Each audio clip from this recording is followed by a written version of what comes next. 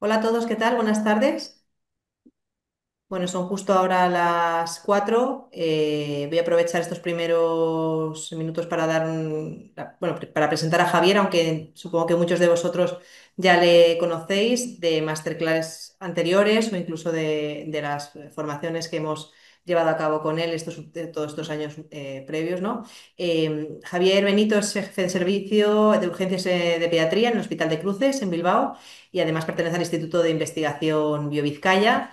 Es el codirector del máster de urgencias pediátricas que venimos desarrollando, como decía, con él y con el doctor Santiago Mentegui desde hace ya muchos años. Estamos ahora desarrollando la tercera edición. Y bueno, pues dentro de esta tercera edición precisamente se ha querido hacer esta serie de masterclass en las que, bueno, invitamos sobre todo también particularmente a los alumnos de la tercera edición del máster a que puedan participar y plantear sus dudas, pero bueno, las abrimos a toda la comunidad porque creemos que tiene una calidad muy buena y que puede beneficiarse pues toda la comunidad científica de estas ponencias bueno, que buscan un poco actualizar conceptos que están en la orden del día y que pueden ser muy útiles para vuestra práctica clínica. Así que nada, muy rápido os comento un poco la dinámica. Empezará ahora ya la ponencia el doctor Benito. Voy a estar en el chat y entonces cualquier duda que se os plantee la podéis trasladar. Y si bien no la ha comentado a lo largo de la presentación, al finalizar, pues recabamos todas las dudas y hacemos un poquito de mesa redonda y planteamos todas estas cuestiones para que pueda daros respuesta. Así que nada, buenas tardes a todos, gracias por estar aquí y doy paso ya a Javier para que comience. Venga, muchas gracias a todos. Hola, buenas tardes. Bienvenidos a esta nueva masterclass. Un placer compartir esta actividad docente con vosotros y espero no aburriros y que os sea útil del tema que voy a hablar. Un tema que está de mucha actualidad en los últimos años. Hay múltiples iniciativas de sociedades científicas, de expertos, valorando pues, introducir los test de diagnóstico rápido virales en cualquier nivel sanitario, de atención sanitaria, atención primaria, urgencias, hospitalización. Y bueno, pues no es cuando aparece algo que está ya disponible, que son pruebas que son realmente fiables, pues empieza la fiebre por utilizarlas y por aplicarlas.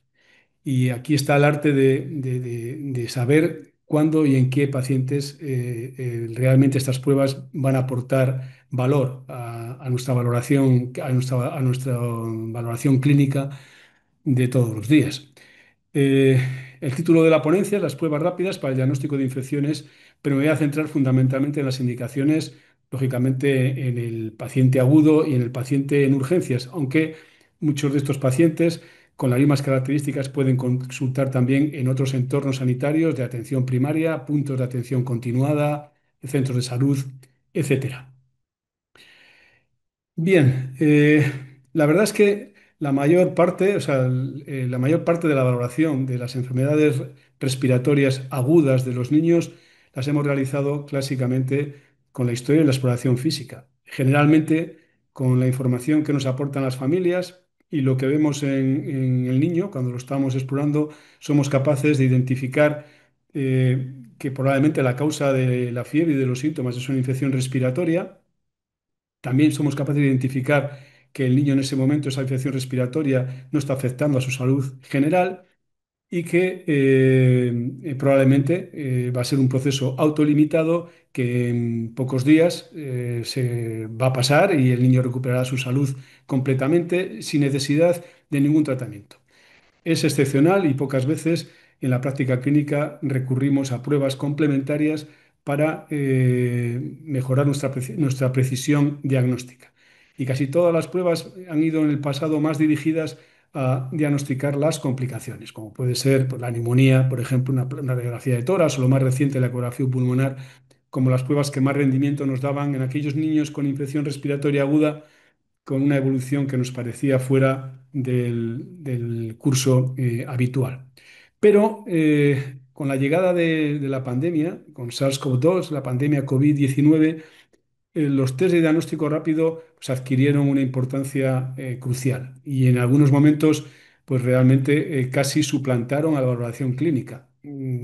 Con todas las precauciones que había para intentar no compartir espacios con personas con síntomas respiratorios, pues muchas veces la práctica de un test rápido para identificar infección por COVID era el paso previo para que un profesional hiciese una valoración presencial.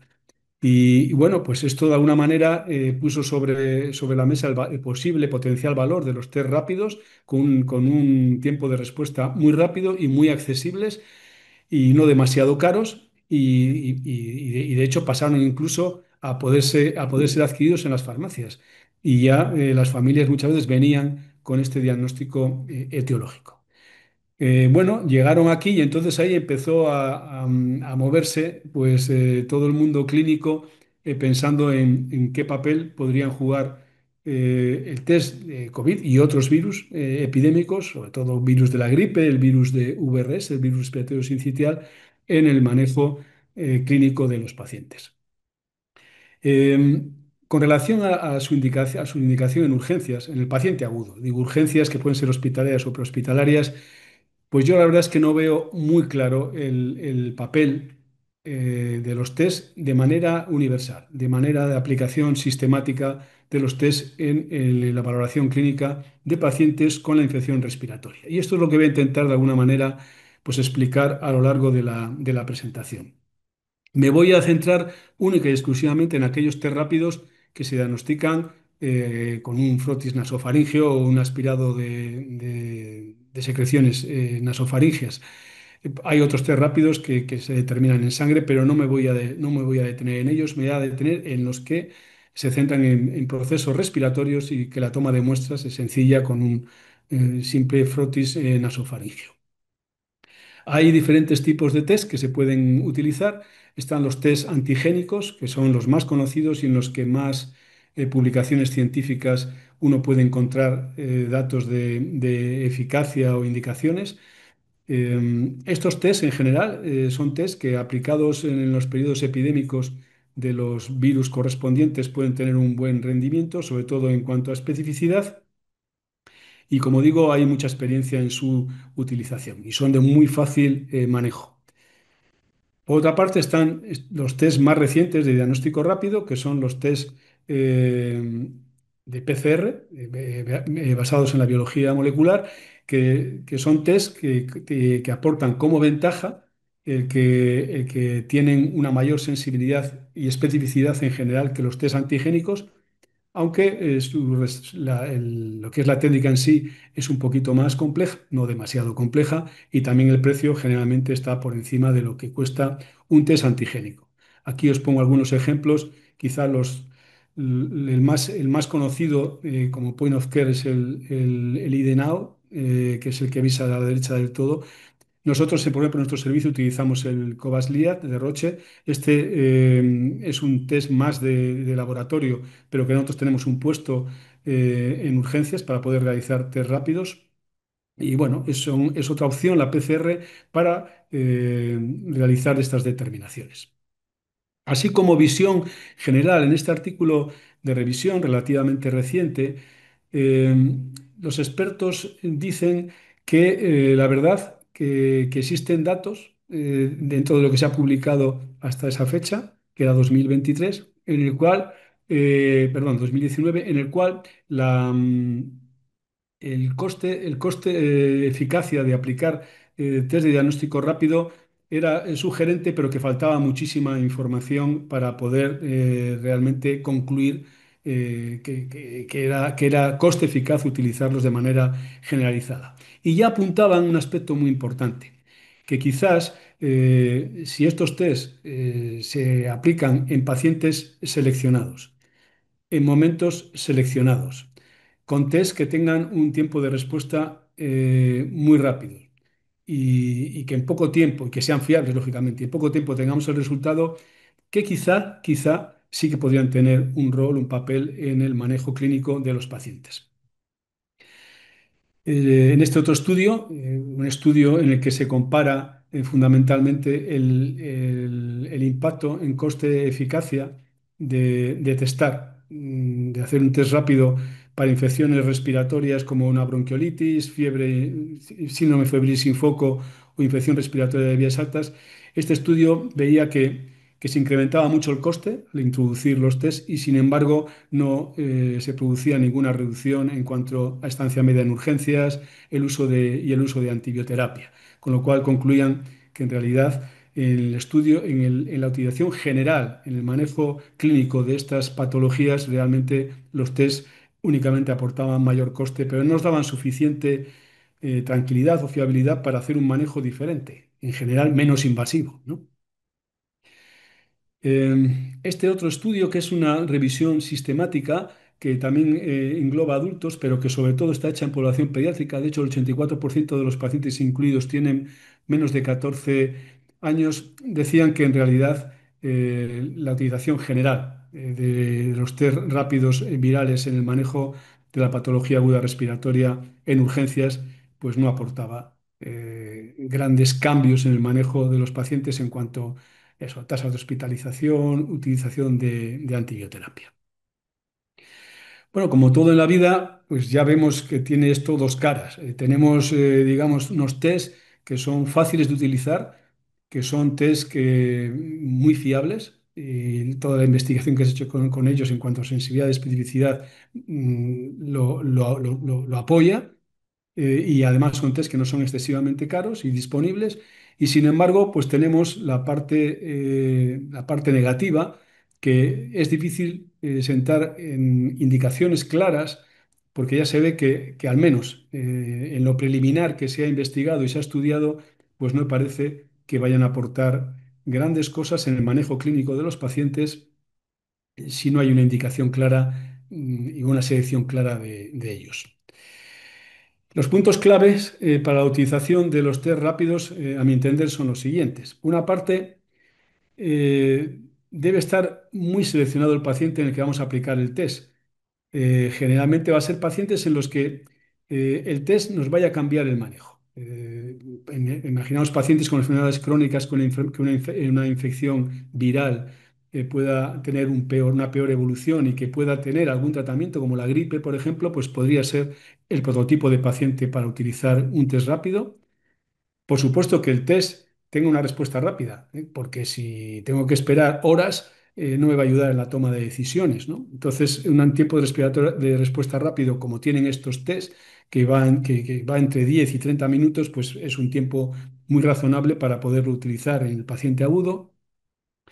Que tengas unos datos muy fiables de vigilancia epidemiológica, es decir, los test, sobre todo los antigénicos, tienen un rendimiento diferente si uno los aplica en el periodo epidémico que si lo hace fuera del periodo epidémico. Sobre todo fuera del periodo epidémico vamos a tener más falsos positivos, lo que nos puede confundir en cuanto al manejo de los pacientes. Dentro de los test de los que voy a hablar, el que parece que puede tener mayor impacto en la práctica clínica es el test de influenza. Y luego una realidad que se ve ya en los estudios realizados. Todos los estudios que realmente están randomizados, aleatorizados, muestran resultados que son como menos optimistas que aquellos que se basan en estudios observacionales. Y eso sucede casi siempre en medicina. Es decir, lo que nos parece por la observación que es maravilloso y funciona muy bien, cuando uno lo mete en un estudio con un método más riguroso, pues generalmente bajan un poco las expectativas. Los test de diagnóstico rápido pues, pueden tener como ventajas que faciliten el diagnóstico, es decir, tengo dudas diagnósticas y me podrían enfocar en el diagnóstico. Me puede ayudar a identificar pacientes de riesgo mayor o menor de otras enfermedades, por ejemplo, una enfermedad bacteriana invasora en un lactante pequeñito. Me puede ayudar a realizar pruebas innecesarias, también, por ejemplo, en este mismo tipo de pacientes, pacientes en los que yo realizaría pruebas, por ejemplo, análisis de sangre, un niño con fiebre sin focalidad, y que si practico el test quizá pudiera evitarles estas pruebas. Podría ayudarme incluso a incrementar el rendimiento de pruebas tradicionales. Yo tengo un paciente en el que ya realizo siempre unas pruebas, las continúo haciendo, pero si tengo un test viral positivo, puede que alguna prueba más allá de las iniciales deje de hacerlas. Y también, lógicamente, evitar tratamientos antibióticos innecesarios. Es decir, son potenciales ventajas que pueden tener la aplicación de los test. Vamos a ir ahora ya por cada test por separado. Primero, el test de influenza. El test de influenza es el que más experiencia tenemos.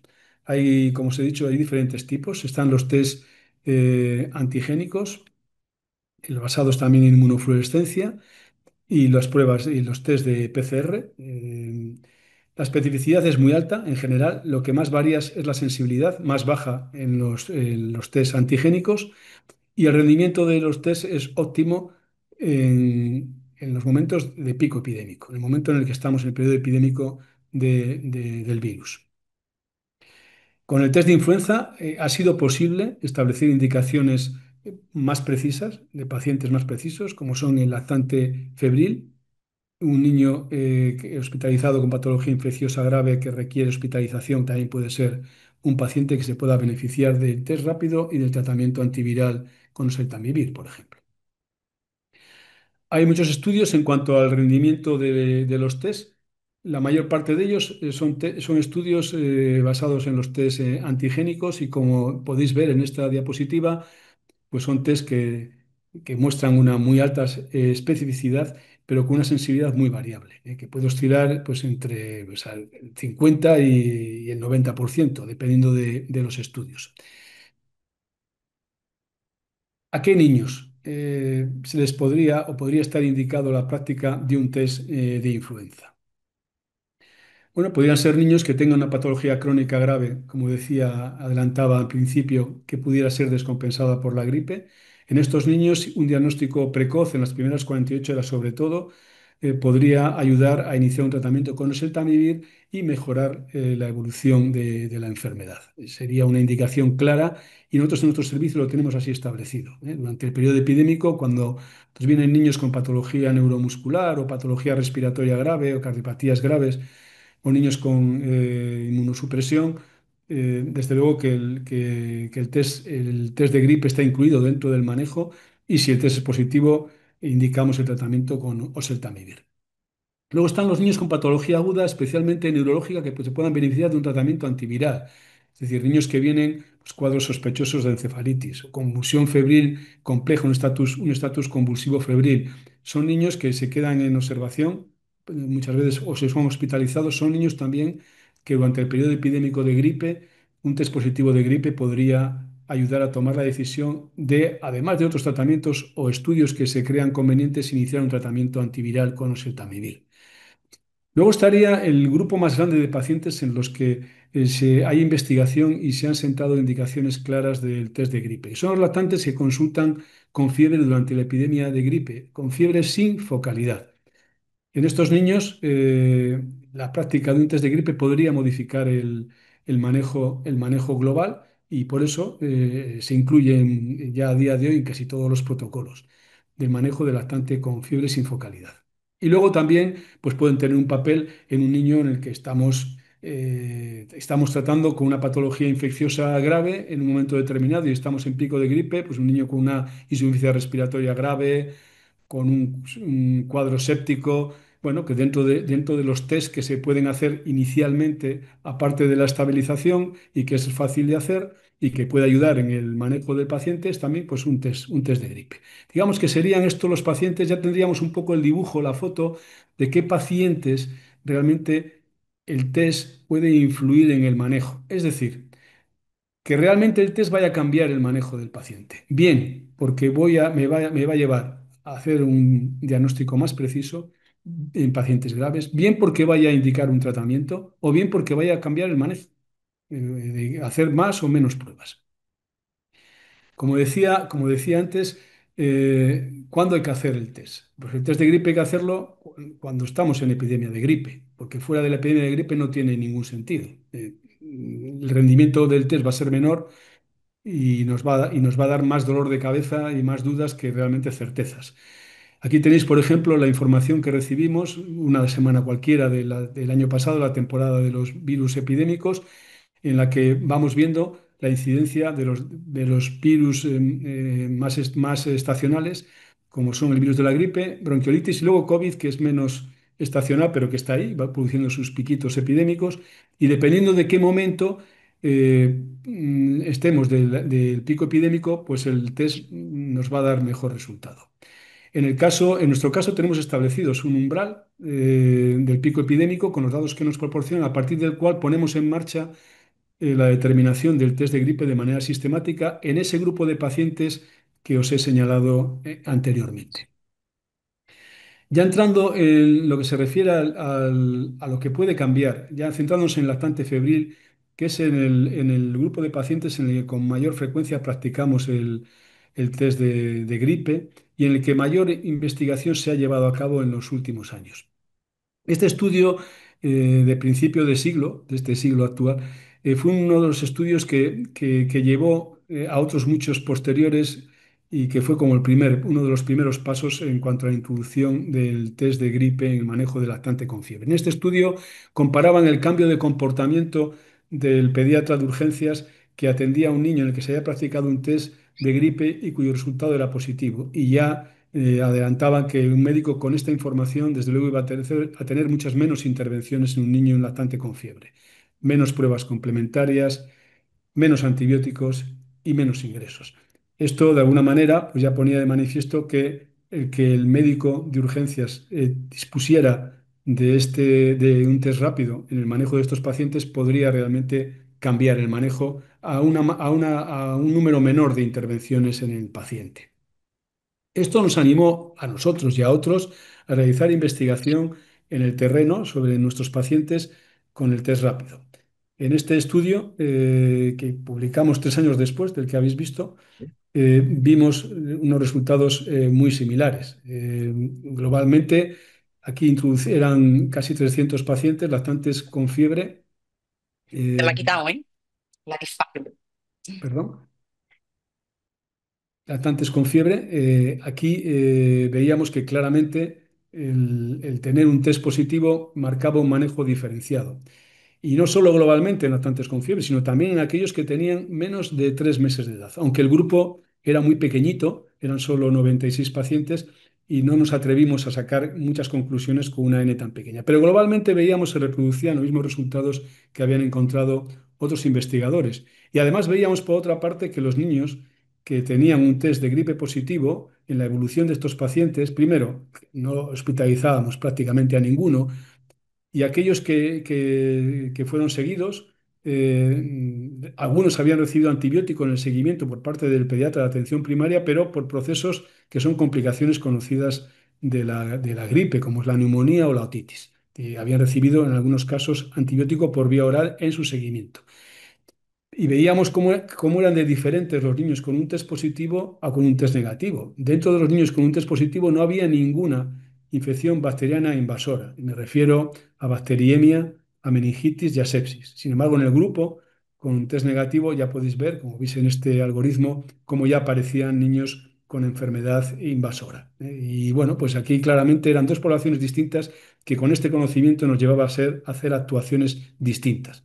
En general, menos hemograma, menos punción lumbar, menos antibióticos y menos ingresos. Aunque permanecía, y era lógico porque escapaba un poco al rendimiento del test, la infección de orina, que aunque disminuía la frecuencia también de la posibilidad de tener una infección de orina, bueno, bajaba la posibilidad, pero no lo suficiente como para no descartar, aunque tuviesen un test positivo, una infección de orina con una tira reactiva.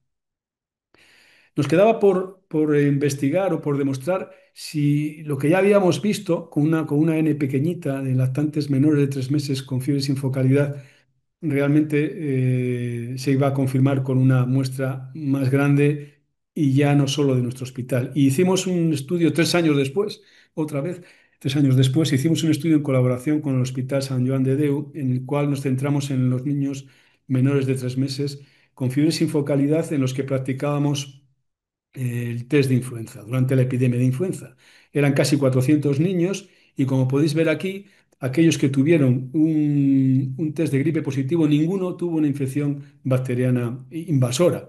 Y esto, lógicamente, con este conocimiento, fue parejo a que también en los niños de esta edad, con una infección gripal confirmada por un test rápido, también el porcentaje de pruebas que realizábamos, ya no hemograma, porque son niños que se manejan todos con pruebas en sangre, pero sí que el número de radiografías, de punciones lumbares de antibioterapias y de ingresos claramente era menor, fue menor en aquellos niños en los que el test de gripe fue positivo.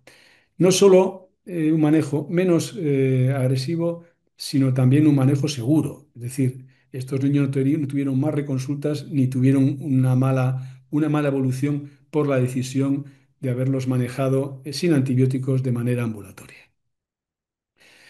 Como conclusión de la investigación sobre la inclusión del test de diagnóstico rápido de gripe en el lactante con fiebre como conclusión, pues claramente ya podemos decir que el test de gripe rápido disminuye la necesidad de practicar otros exámenes complementarios, disminuye la estancia media de los pacientes en urgencias en consecuencia de esto y también disminuye el número de tratamientos y de hospitalizaciones innecesarias.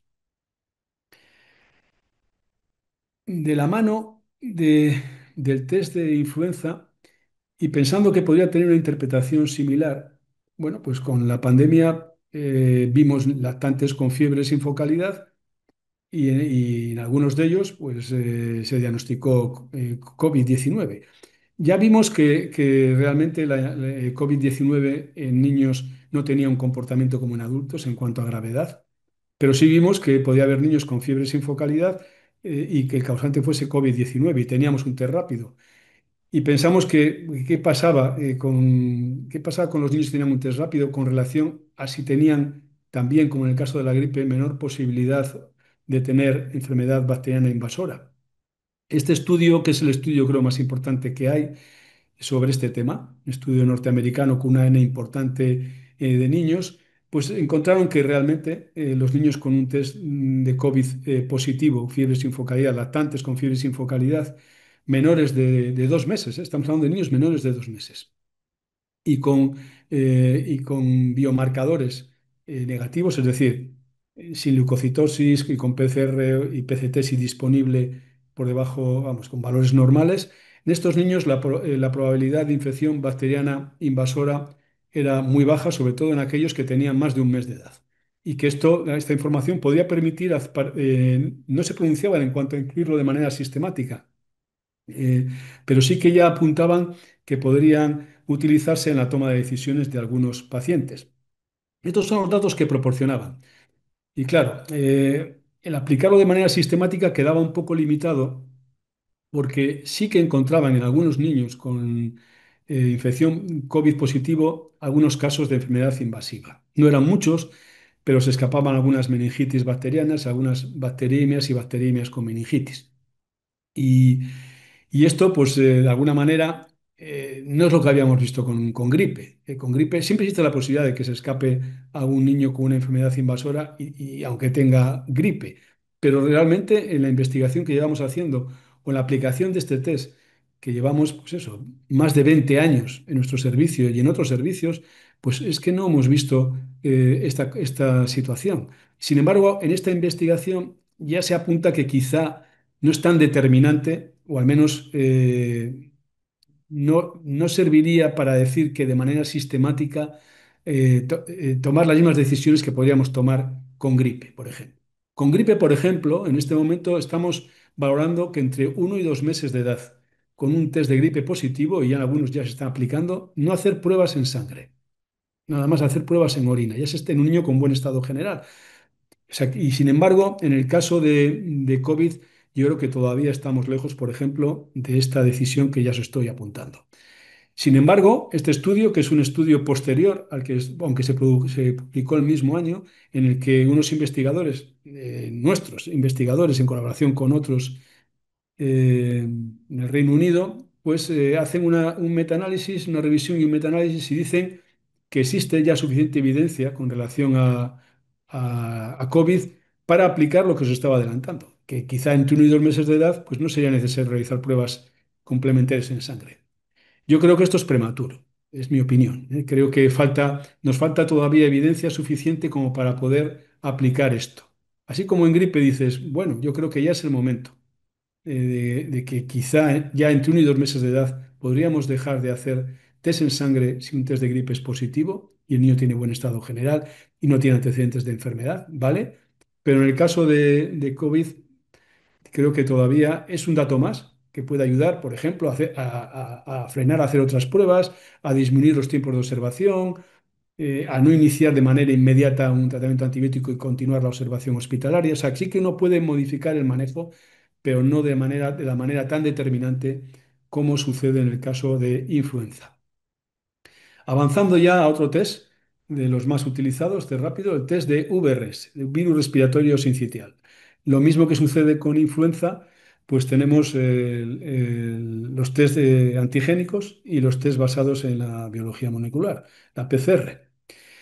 En el caso de VRS, también el test antigénico tiene una muy alta sensibilidad, es decir, es un buen test que se podría seguir aplicando, porque en periodo epidémico tanto sensibilidad como especificidad son altos.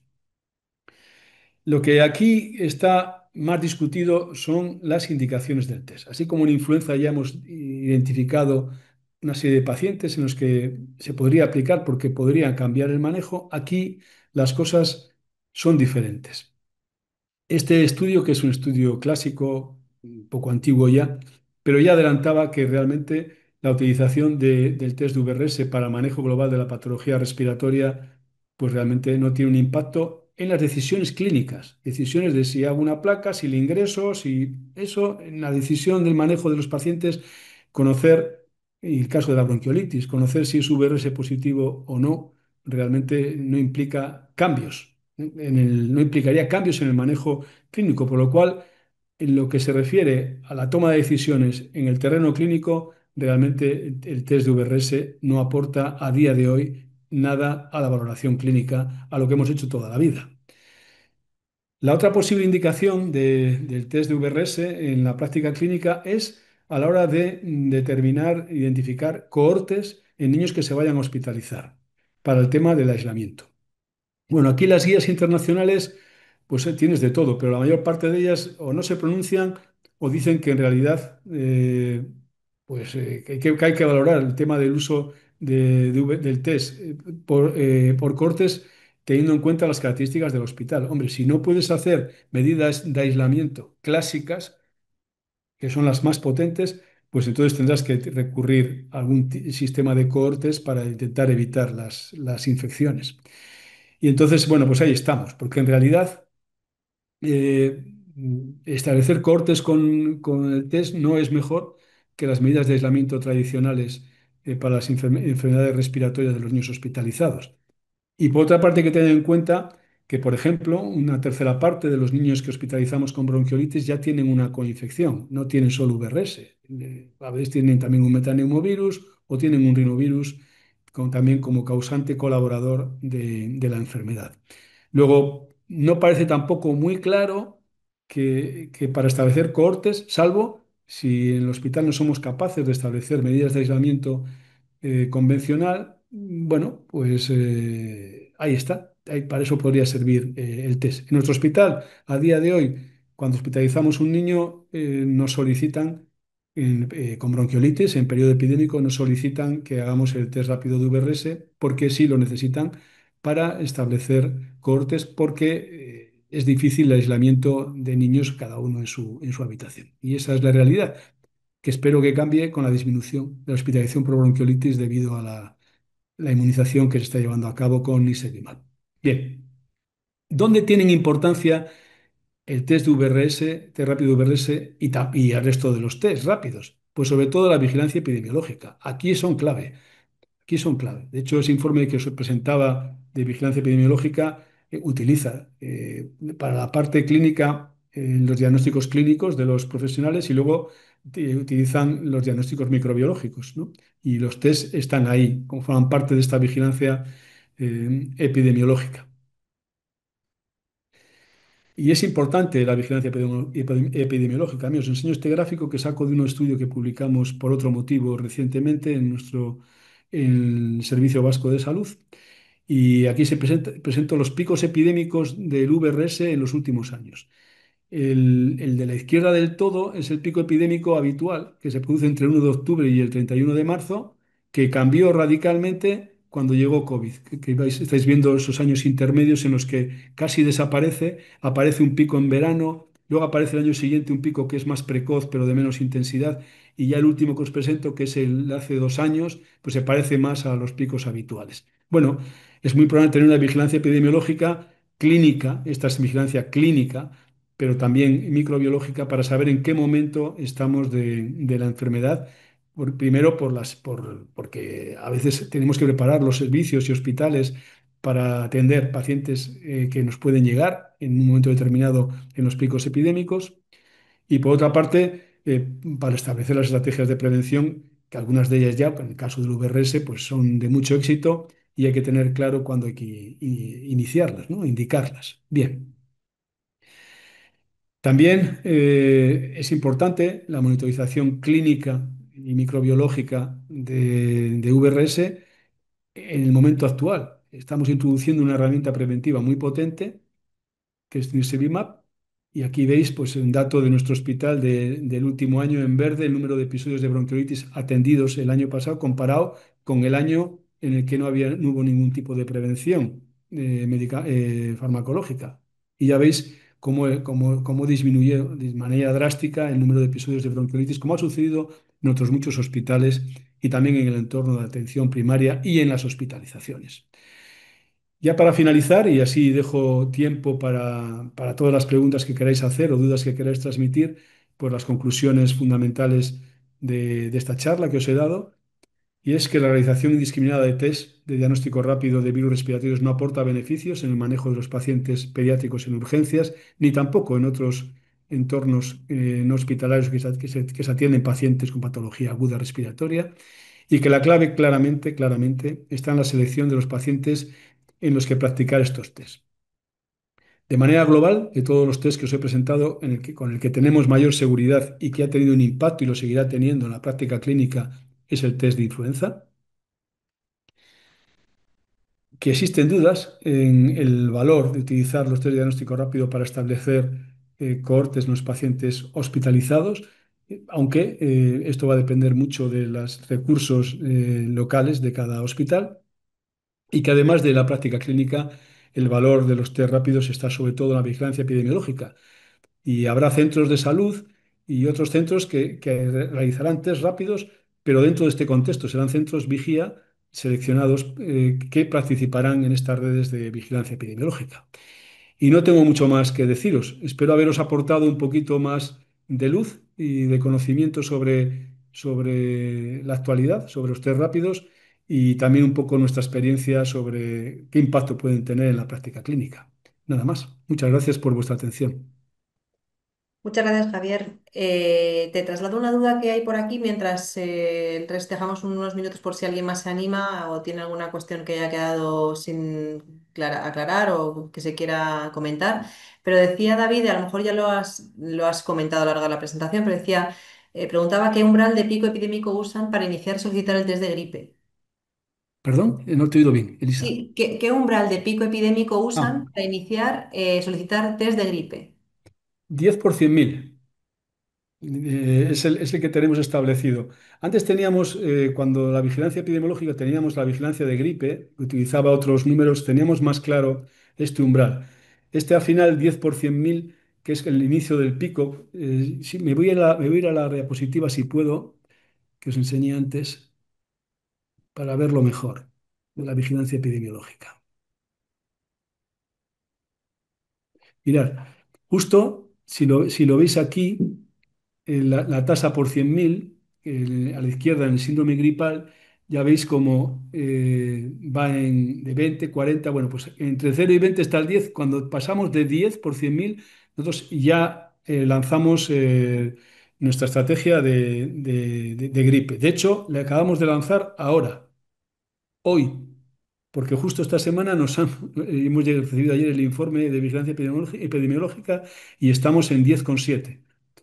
Se está adelantando, porque generalmente esto lo solemos ver en diciembre. Sin embargo, ya estamos en este momento con el virus de la gripe, también VRS, circulando y el virus de gripe subiendo. Y ya por encima del umbral que hemos considerado para empezar a realizar el test de manera sistemática en los pacientes que os he comentado. Muy bien, no sé si alguien más tiene alguna otra duda que plantear. o si hay alguna cuestión, Javier, que quieras apuntar o comentar. No, solo comentar que hay mucha presión para utilizar test y que debemos ser muy prudentes a la hora de utilizar, y no por el coste, y no por la disposición, porque yo creo que es fácil disponer. De hecho ya nos vienen muchas familias a urgencias con un resultado, ¿eh? O sea, nosotros estos días estamos recibiendo familias que ya vienen con un test hecho en la calle de gripe positivo.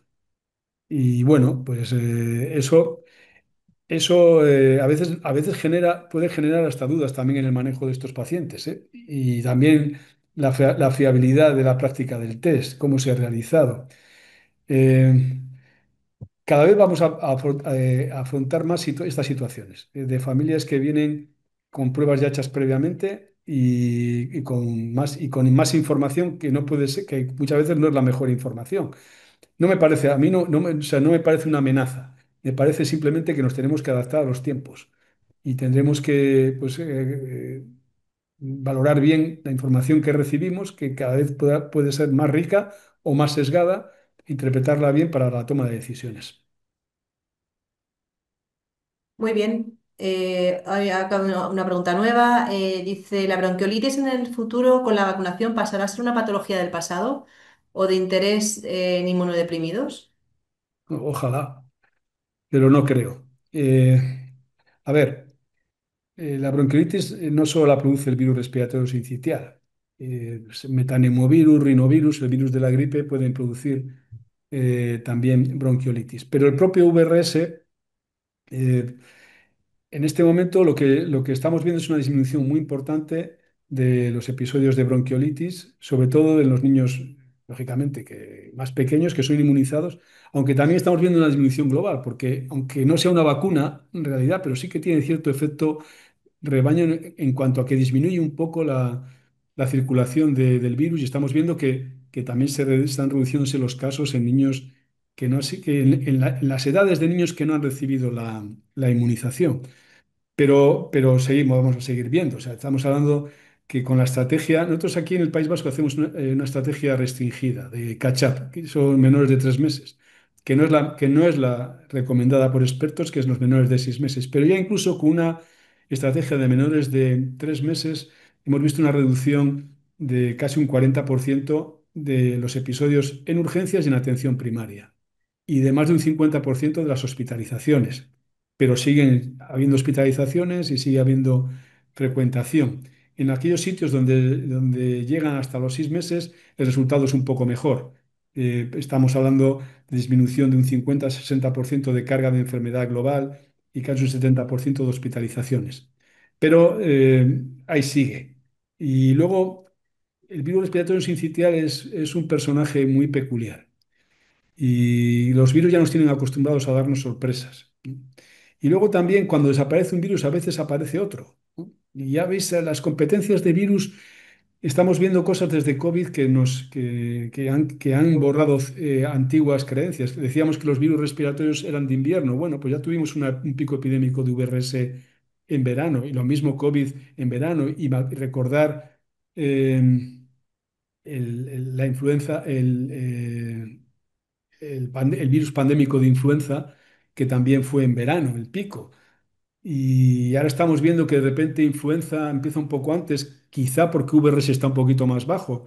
Ellos van compitiendo entre ellos, van buscando salidas para dar problemas. Tenemos que estar con muy buena vigilancia epidemiológica. Afortunadamente, cada vez tenemos mejores recursos de vigilancia de virus respiratorios y eso es lo que nos va a dar las pistas de por dónde tener que tirar.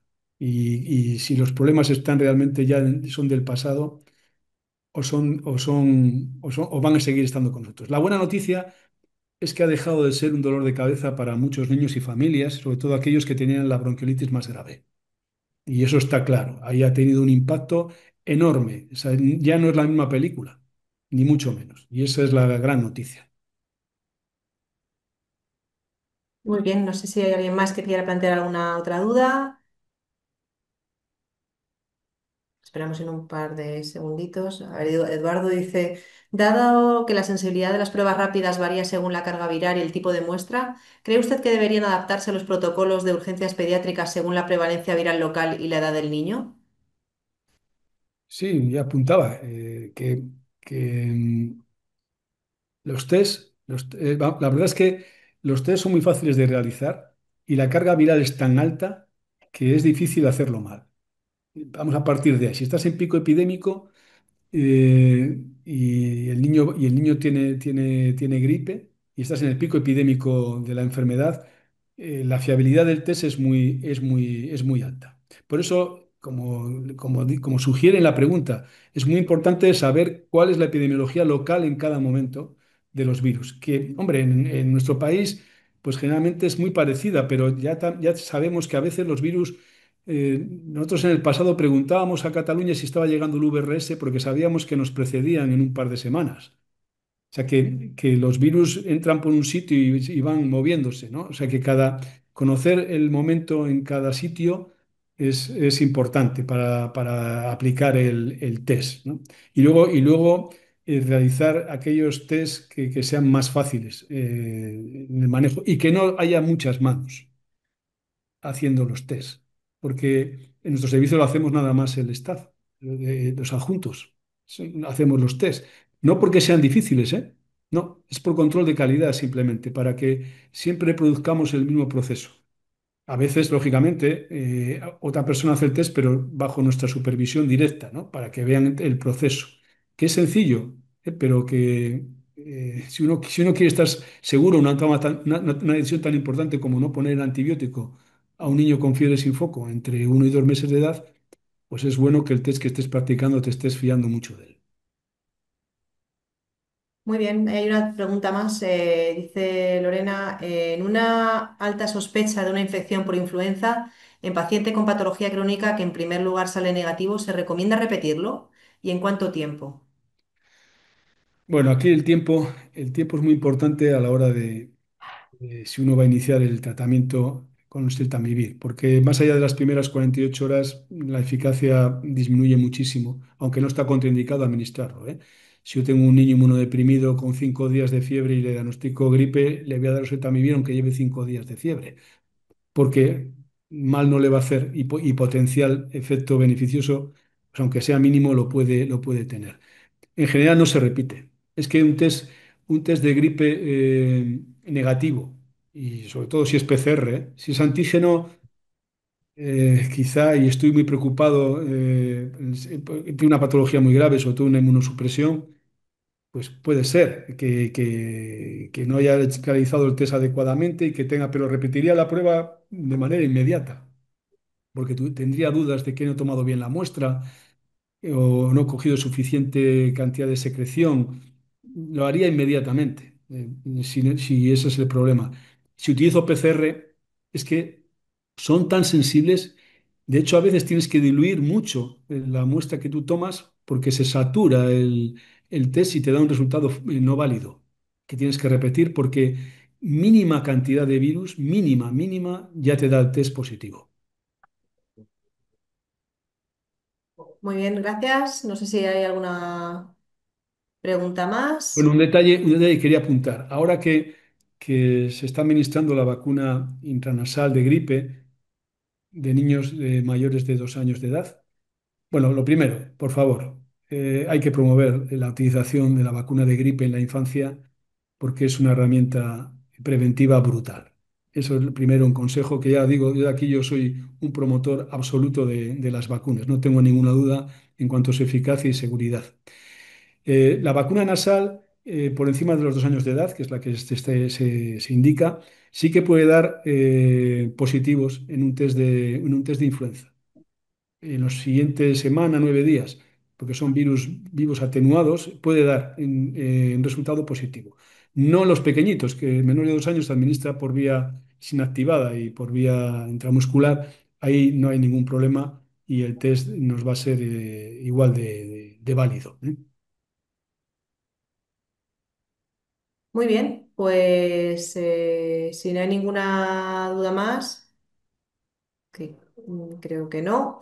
Pues nada, muchísimas gracias Javier por tu ponencia de hoy. Muchas gracias a todos por asistir. Ya sabéis que los que sois alumnos del máster va a quedar colgada, con lo cual la podéis revisitar cuando queráis. Y para los que habéis asistido, pues os mandaremos un correo electrónico con el link a esta ponencia que la dejaremos en abierto en YouTube hasta que sea la próxima masterclass del curso. Y nada, espero que os haya gustado. Muchas gracias por asistir. Muchas gracias Javier sobre todo por la calidad de las ponencias de siempre y nos vemos en la siguiente. Nada, gracias y hasta pronto. Muchas gracias. Adiós. Hasta luego, adiós.